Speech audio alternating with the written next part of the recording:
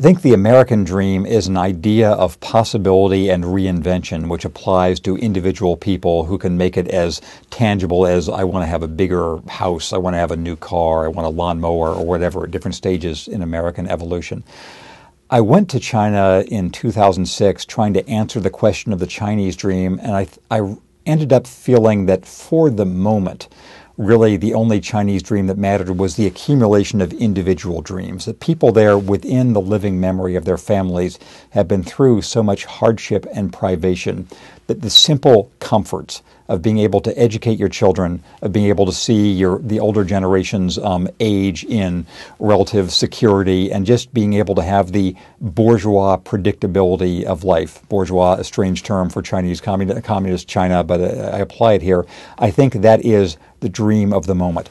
In the longer run, as those material desires are more and more predictably satisfied, I think other sorts of national ambitions and dreams may present themselves. But right now I ended up thinking that 1 billion people having a better life is a sufficient Chinese dream.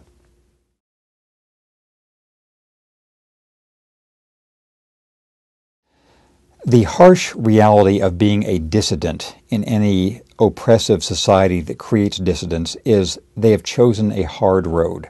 If they stay in their homeland, they know there is the reality of persecution and the hope of influence in that homeland. If they leave their homeland, there is the certainty of diminished influence. You can probably think of exceptions through the panorama of human history, but if, for example, Martin Luther King had gone to Paris, he would not have had the same influence he did in the United States.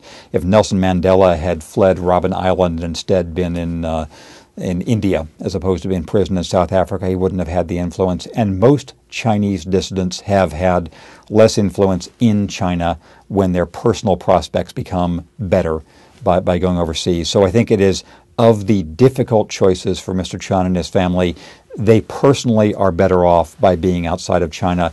And now the question will be how the causes he cared about in China can be maintained.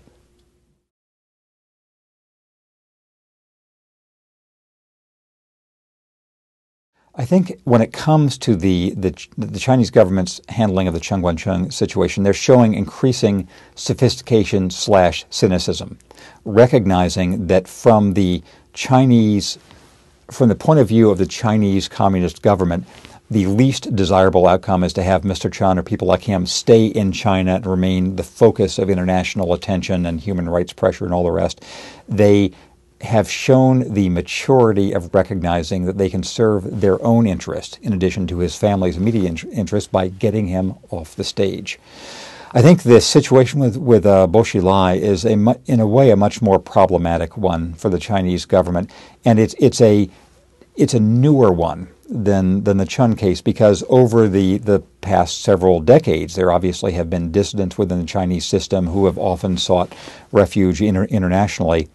The idea that as a country has had such economic success that its political system and the transition of governance is still so non-transparent, that you had somebody who was within expectation of being, a very, very senior governmental official who suddenly is brought down in this way, and the lid is apparently ripped off a variety of other non-transparent situations. I think this is a bigger long-term challenge for the government in finding ways to become more obviously to its own people transparent and accountable as the government makes the decisions it will need to make in the years ahead.